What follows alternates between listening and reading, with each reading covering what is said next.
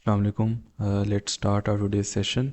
आज का जो हमारा सेशन है it will be on brief case and how you can use AI tools to manage your files. Before starting the session, I urge you guys to go to digilab.org and sign up there, क्योंकि हम आज के session के अंदर इसी का demo देख रहे होंगे, इसी को इस्तेमाल करना भी सीख रहे होंगे। सो आई अर्ज यू गाइस कि आप पहले यहाँ पे जाके साइन अप कर लें। डिजिलर की अगर आप साइन अप करते हैं तो you get a free trial of 14 days, but और उसके बाद 2000 पर मंथ होता है। But if you guys can't afford it then you can use your refer link to refer 10 lawyers. और अगर वो आपका रेफर लिंक यूज़ करते हुए साइन अप करते हैं then you get 1 month free डिजिलर प्रो। इसके साथ let's get back to our session. अच्छा, तो our today session is the lawyers brief case, organise, analyse and win cases with AI. पहले की तरह हमारी पहली स्लाइड एजेंडा की होती है। हम पहले फेज़ में देखेंगे कि ट्रेडिशनल डॉक्यूमेंट मैनेजमेंट कहाँ पे आगे फेल हो जाती है, उसके कॉमन चैलेंजेस क्या हैं, उसके रिस्क क्या हैं और सलूशन क्या हो सकता है उसका। फिर हम एक सलूशन देखेंगे जो कि डिजिलॉयर का ब्रीफ केस है। इसको हम देखेंगे कि आपको क्या क्या फीचर्स प्रोवाइड करता है और इसको यूज़ करते हुए आप एफिशिएंट फाइल मैनेजमेंट और document analysis and E discovery कैसे कर सकते हैं। देन ओबियसली हमारा जो लास्ट फेज़ होता है it's always demo. So let's start. अच्छा जी, ट्रेडिशनल डॉक्यूमेंट मैनेजमेंट के जो कॉमन चैलेंजेस हैं उनके अंदर सबसे पहले यही है कि it is very time consuming.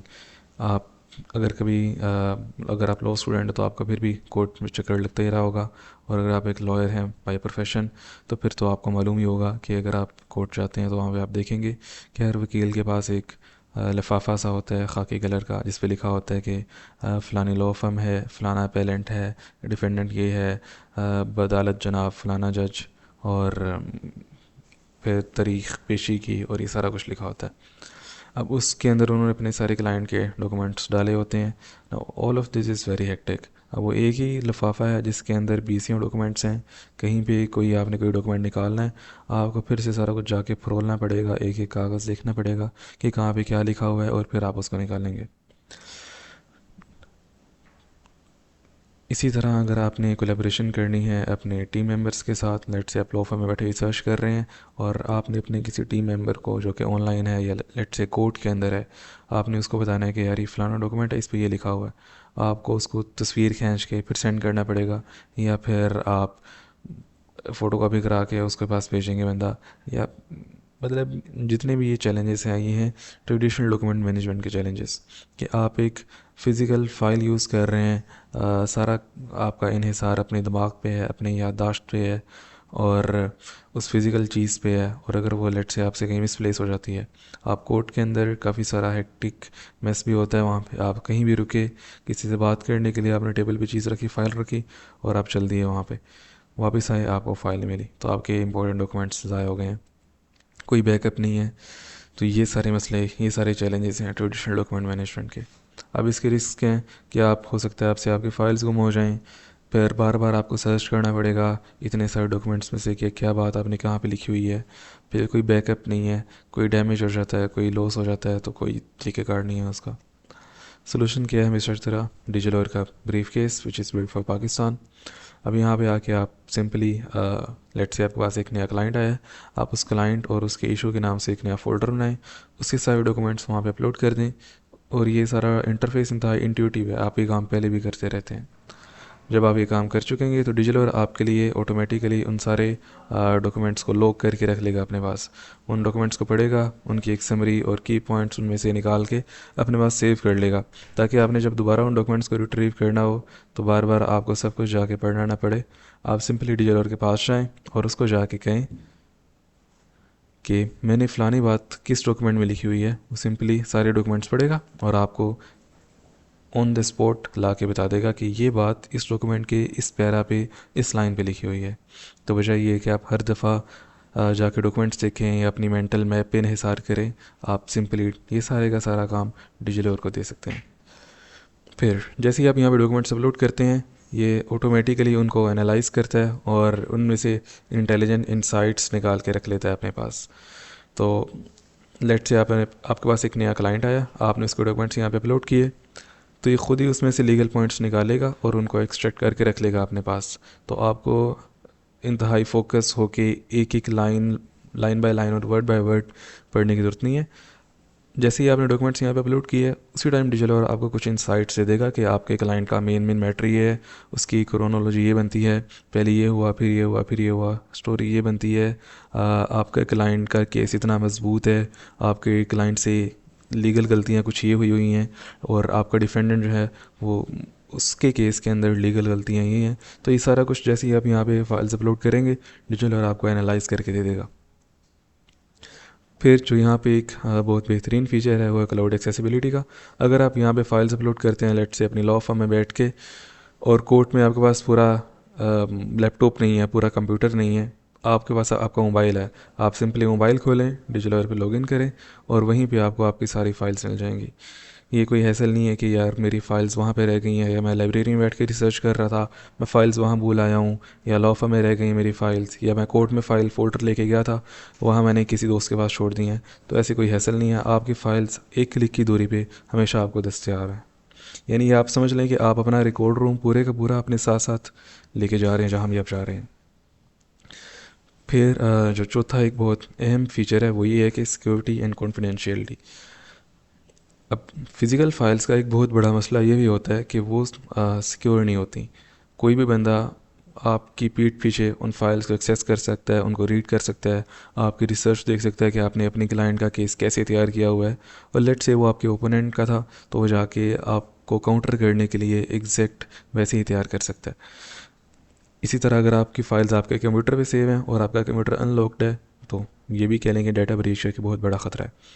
DigiLocker आपको ये भी प्रोवाइड करता है कि आपकी फ़ाइल्स हमेशा सिक्योर हैं। जिस बंदे के पास आपका अकाउंट नहीं है, आपका यूज़र नेम और पासवर्ड नहीं है, वो कभी भी आपकी फ़ाइल्स एक्सेस नहीं कर सकता, और आपकी फ़ाइल्स की एक्सेस सिर्फ़ और सिर्फ आपके पास ही है। इवन कि डिजिलॉकर की टीम के पास भी ये एक्सेस नहीं होगी। कोई भी बंदा आपकी फ़ाइल्स नहीं देख रहा होगा सिवाय आपके। हम GDPR और SOC 2 लाइसेंस रखते हैं और हम इनसे कॉम्प्लाइंट हैं, लिहाजा जो यूज़र डाटा है और उसके रिलेटेड जो यूरोप और अमेरिका की पॉलिसीज़ हैं हम उनको स्ट्रिक्टली फॉलो करते हैं। तो जो आपका डाटा है वो सिर्फ आपके पास है, वो एनक्रिप्ट होके सर्वर्स में सेव होता है और जैसे ही आपके पास आता है तो तभी वो डिक्रिप्ट होता है और तभी आप उसको देख पाते हैं। दरमियान में कोई भी थर्ड पार्टी इवन के डिजिलॉकर भी उसको एक्सेस नहीं कर पाता। फिर यहाँ पे मल्टीलिंगुअल सपोर्ट है। आपकी फ़ाइल्स अगर उर्दू के अंदर हैं, जो कि डिस्ट्रिक्ट कोर्ट्स और सिविल कोर्ट्स वगैरह के अंदर मेनली सारी ड्राफ्टिंग और फाइल्स वगैरह उर्दू में ही होती हैं, आप अगर उर्दू की फ़ाइल्स भी यहाँ पे अपलोड करते हैं तो डिजिलॉकर के पास ये कैपेबिलिटी है कि वो उर्दू को समझ के और उस पर लीगल नॉवेंस अप्लाई करके उनसे लीगल पॉइंट एक्सट्रैक्ट करके एनालाइज करके आपको बता सके। और ये सारे का सारा इंटरफेस इंतहाई इंट्यूटिव है, यूज़र फ्रेंडली है। आप पहले भी अगर आप इंटरनेट यूज़ करते हैं तो जैसे आप वहाँ पे फाइल्स अपलोड करते हैं उसी तरह आपने यहाँ पे फाइल्स अपलोड करनी है। जिस तरह आप फ़ोल्डर बनाते हैं अपने कंप्यूटर पे उसी तरह आपने यहाँ पे फ़ोल्डर बनाना है। और यहाँ पे अगर आपने कुछ भी डिलीट करना है तो डिलीट का आइकन आपको शो हो रहा है, आप इसे डिलीट कर सकते हैं। आपको नज़र आ रहा है आपकी फ़ाइल का नाम क्या है, वो अपलोड कब हुई और उसका स्टेटस क्या है, क्या डिजिलॉकर ने उसको अपने पास प्रोसेस करके सेव कर लिया या नहीं किया। आपने कोई नई फ़ाइल अपलोड करनी है, आपके पास उसका बटन नज़र आ रहा है। आपने इन फाइल्स के साथ पुरानी क्या क्या चैट्स की हुई हैं आपको वो नज़र आ रही हैं। आप इन फाइल्स के साथ एक नई चैट क्रिएट करना चाहते हैं, आपको वो भी नज़र आ रहा है। तो ये सारे का सारा इंटरफेस इंतहाई इंट्यूटिव है। यहाँ पे कहीं भी आपको ऐसा नहीं महसूस होगा कि ये आउट ऑफ द वर्ल्ड कोई चीज़ है। इसके साथ ही लेट्स गो टूवर्ड्स डेमो। अच्छा जी, तो हम ये सारे फीचर्स देख चुके हैं डिजिलॉकर के। डिजिलॉकर पे जजमेंट सर्च और स्टैचूट सर्च बिल्कुल फ्री है। RKI ड्राफ्ट एंड ब्रीकिस ये पेड हैं, बट ये गेट 14 डेज़ फ्री ट्रायल और उसके बाद ही आप 2000 पर मंथ इंतहाई मिनिमलिस्ट सी फ़ी पे करके ये सारा कुछ अनलिमिटेड यूज़ कर सकते हैं। तो मैं जाता हूँ ब्रीफ केस पे। यहाँ पे मैं देख सकता हूँ कि मैंने मेरे फ़ोल्डर्स बने हुए हैं। अगर मैंने कोई फ़ोल्डर डिलीट करना है तो मैं ये फ़ोल्डर खोल के इसको यहाँ से डिलीट भी कर सकता हूँ। मैंने देखना है कि मैंने इसके साथ पुरानी कौन सी चैट्स की हुई हैं, तो व्यू चैट्स पे जाके ये मैं देख सकता हूँ कि मैंने कल इस फ़ोल्डर के साथ ये चैट की थी। लेट्स से अच्छा ये मैं इस चैट पे भी आ गया और ये सारी वो चैट है जो मैंने इस फ़ोल्डर के साथ की थी। मैं वापस जाता हूँ, मैं ये फ़ोल्डर डिलीट करता हूँ ताकि मैं नई तरीके से एक फ़ोल्डर बना के आपको दिखा सकूँ। तो मैं यहाँ पे ऐड फोल्डर पे क्लिक करता हूँ, यहाँ पे लिखता हूँ रहमान बिल्डर्स, जो कि मेरे क्लाइंट का नाम है, और क्लाइंट के नाम से ही मैं एक फ़ोल्डर क्रिएट कर लेता हूँ। मेरा फ़ोल्डर क्रिएट हो गया। अब मैं यहाँ पे अपलोड पे क्लिक करता हूँ, सेलेक्ट फाइल्स, और ये मेरी कुछ क्लाइंट की फ़ाइल्स हैं जिसके अंदर कुछ एग्रीमेंट है, कुछ पेमेंट रिकॉर्ड्स हैं, कुछ ईमेल्स और लेटर्स वगैरह हैं, कुछ इनवॉइसेस हैं। जो जो भी मुझे मेरे क्लाइंट ने ला के दिया, मैंने वो सारा कुछ सेलेक्ट किया और यहाँ पे आके अपलोड कर दिया।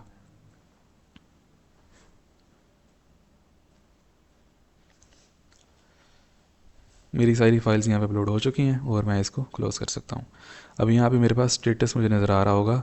अब डिजिलॉकर अपने पास इन फाइल्स को प्रोसेस करके इनको लॉग करके इनमें से की पॉइंट्स निकाल के अपने पास सेव कर रहा है, ताकि जब भी आपने इन फाइल्स में से कोई भी चीज़ सर्च करनी हो, डिजिलॉकर उसी टाइम आपको सर्च करके बता सके। तो मैं ये रिफ़्रेश करके चेक कर सकता हूँ कि मेरी फ़ाइल का स्टेटस क्या है। तो मेरी सारी फाइल्स प्रोसेस हो चुकी हैं। लेट से मैं कोई अनवांटेड फाइल यहाँ पे अपलोड कर चुका हूँ, तो मैं सिंपली डिलीट के बटन पे क्लिक करके उसको डिलीट कर सकता हूँ। अब मैं इन फाइल्स के साथ एक चैट क्रिएट करता हूँ। लेट से फॉर स्टार्टर्स मैं अपनी इन सारी फाइल्स को अनसेलेक्ट करता हूँ। मुझे सिर्फ़ और सिर्फ ये पता करना है कि जो मेरा क्लाइंट है उसने जो एग्रीमेंट किया था, जो कि कंस्ट्रक्शन एग्रीमेंट है, उसके अंदर क्या लिखा हुआ है। तो मैं आता हूँ यहाँ पे जरूर कहता हूँ can you please summarize the agreement and tell me if it is legally viable। अब वो दोनों तरह ही सर्च करेगा। पहले वो जाके मेरी फाइल्स में से कंटेंट देखेगा और उसके बाद जाके देखेगा कि इस फाइल पे या इस कंटेंट पे स्टैट्यूट्स कौन से अप्लाई हो रहे हैं, इसे रेलिवेंट जजमेंट्स कौन सी हैं, सेक्शंस कौन से अप्लाई हो रहे हैं। अब ये पहले एनालाइज कर रहा है मेरी फ़ाइल को। इसने जाके देखा कि अच्छा मेरी फ़ाइल के अंदर ये चीज़ें मौजूद हैं, मेरी फ़ाइल के अंदर आर्बिट्रेशन एक्ट मेंशन है कहीं पे, तो अब ये जाके सर्च भी करेगा कि आर्बिट्रेशन एक्ट के कौन से सेक्शंस यहाँ पे एप्लीकेबल हैं। तो अब ये देख रहा है कि आर्बिट्रेशन कंपनीज एक्ट के कॉन्ट्रैक्ट वैलिडिटी वाले sections, building regulations compliance, payment terms. तो इसने कंपनीज एक्ट देखा, उसके बाद ये buildings and zoning regulations act देख रहा है, फिर इसने PCS से सर्विस रेगुलेशंस एक्ट देखा, कॉन्ट्रैक्ट एक्ट देखा। अब ये सारे उन पे स्टैट्यूट्स देख रहा है, ब्रीच रेमिडिटीज़ पे देख रहा है। उसके बाद ये जजमेंट्स तलाश करेगा कि लेबर लॉस पे, सेफ्टी पे, इंश्योरेंस ओब्लिगेशंस पे कौन कौन सी जजमेंट्स हैं। यानी ये कंप्लीट कॉम्प्रिहेंसिव सी रिसर्च करके मुझे ला के बताएगा। तो बजाय ये कि ये सारे का सारा काम मैं अपना पूरा दिन खर्च करके देखता, पहले पूरा पढ़ता, फिर पॉइंट्स हाईलाइट करता, एक्सट्रैक्ट करता, अपने कोलीग से डिस्कस करता, अपने सीनियर्स के पास जाता, फिर जजमेंट्स निकालता, स्टैट्यूट्स निकालता। डिजिटल मेरे लिए काम खुद ब खुद ही कर रहा है। अच्छा, अब इसने अपनी सर्च पूरी कर ली और अपनी फाइंडिंग्स अभी मुझे ला के बता रहा है कि legal validity under contract act and companies act ये है। ये LDA के साथ कॉम्प्लाइंट है, ठीक है जी। Legality and adequacy of payment terms including advances, milestone, penalties ये है। ऑब्लिगेशंस और procedural correctness, dispute resolution, potential risk affecting viability. कि पोटेंशियल रिस्क हैं क्या, वो कैसे, ऐसे कौन से रिस्क हैं जिनकी वजह से भी मेरा केस कमज़ोर हो जाए। फिर रेलिवेंट केस लॉज और प्रेसिडेंट्स कौन कौन से हैं। फिर इसने एंड पे मिला के मुझे एक पूरी समरी दे दी है कि यार ये समरी है, आप ये जाके पढ़ लें। फिर कुछ रेफरेंसेस। इस तरह इसने मुझे लिमिटेशंस भी बता दी हैं लाके कि मैंने जो रिसर्च की है इसकी लिमिटेशन ये है। यानी ये मुझे लाके एग्जैक्ट बता भी रहा है कि जो मैंने रिसर्च की है उस वो यहाँ पे जाके उसकी लिमिटेशन है। यानी ये जो बातें हैं ये मेरे केस में यूनिक है, इससे रिलेटेड उसको पहले कोई बात नहीं मिल सकी। तो अब मैं लेट से अपना फाइल्स पे जाके अपनी सारी फाइल्स को सिलेक्ट करता हूँ और अब मैं उसको कहता हूँ can you tell me if step by step procedure of for filing this case. अब वो मेरी सारी फाइल्स जाके देखेगा कि कॉन्ट्रैक्ट ब्रीचेस कौन कौन सी हुई हैं, पेमेंट्स कौन सी हुई हैं, इनवॉइसेस कौन से हैं, लेटर्स जाके रीड करेगा, ईमेल्स जाके रीड करेगा और एक पूरी क्रोनोलॉजी बना के मुझे बताएगा कि मैंने अपना केस कैसे फ़ाइल करना है। तो मैं यहाँ पे आके इसकी सर्च को देख भी सकता हूँ कि ये क्या कर रहा है। इसने ये कुछ जजमेंट्स निकाली। अब ये कुछ डॉक्यूमेंट्स मेरे रीड कर रहे हैं कि इनके अंदर क्या क्या लिखा हुआ है। अपने पास ये स्ट्रेटजी बना रहा है कि कौन सी स्ट्रेटजी, क्या लीगल स्ट्रेटजी मेरे केस के लिए बेहतरीन होगी।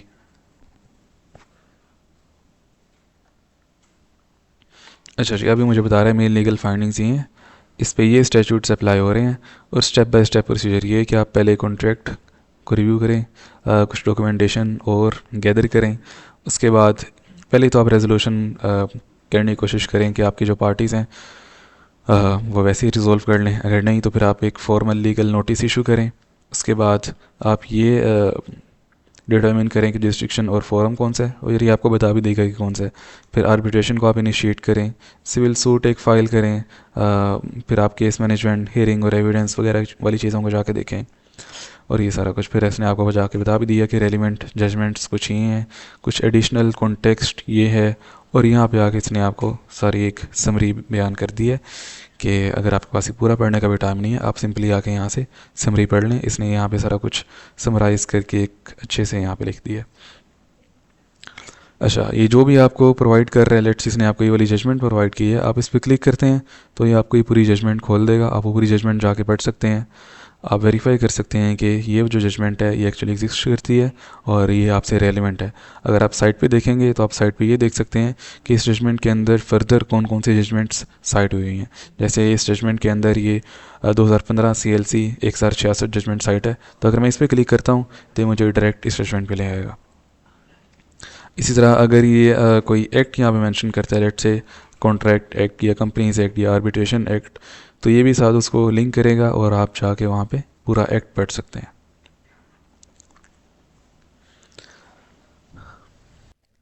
अच्छा, जैसे ही आप डिजिलॉकर पे साइन अप करेंगे तो आपको एक 14 डेज़ का ट्रायल मिलेगा, जिसके अंदर आप जजमेंट सर्च और स्टैट्यूट सर्च वो तो आप बिल्कुल फ्री में यूज़ कर सकते हैं। यानी वो वाले फीचर्स जो कि जिसके लिए आपको लाइब्रेरी जाना पड़ता है या आपको लॉ साइट के पैसे देने पड़ते हैं, वो आप सिंपली यहाँ पे आके फ्री में यूज़ कर सकते हैं। आपने कीवर्ड से सर्च करनी है या फिर आपने साइटेशन सर्च करनी है और जजमेंट आपने रीड करनी है, वो सारे का सारा काम आप बिल्कुल फ्री में कर सकते हैं यहाँ पे। इसी तरह अगर आपने स्टैट्यूट रीड करने हैं और सर्च करने हैं तो भी काम आप बिल्कुल फ्री में कर सकते हैं। बट जो RKI है और ड्राफ्ट है और ब्रीफ केस है, ट्रायल के अंदर आपको इसका एक लिमिटेड एक्सेस मिलता है। यानी आप RKI के 5 क्यूरीज रोज़ाना कर सकते हैं, रोज़ाना एक ड्राफ्ट बनवा सकते हैं, और ब्रीफ केस पे लिमिटेड फाइल मैनेजमेंट कर सकते हैं। उसके बाद अगर आपको ये बेहतरीन लगता है तो आप 2000 पे करके अपना 1 मंथ्स का डिजिलॉकर एक्टिवेट करवा सकते हैं। लेकिन अगर आप एक लॉ स्टूडेंट हैं और अगर आप समझते हैं कि आप अपनी प्रैक्टिस का आपने आगाज़ ही किया और आप ये अफोर्ड नहीं कर सकते, तो आप simply refer 10 lawyers and get 1 month pro इस पर क्लिक करें। यहाँ पे आपको आपका रेफरल लिंक मिल जाएगा, आप इसको कॉपी करें और अपने कोलीग्स के साथ शेयर करें। तो अगर 10 लोग आपका रेफरल लिंक यूज़ करते हुए साइनअप करते हैं, then you get a coupon, और आप वो कूपन यहाँ पे एंटर करके अपना डिजिलॉकर का प्रो एक्सेस एक्टिवेट करवा सकते हैं।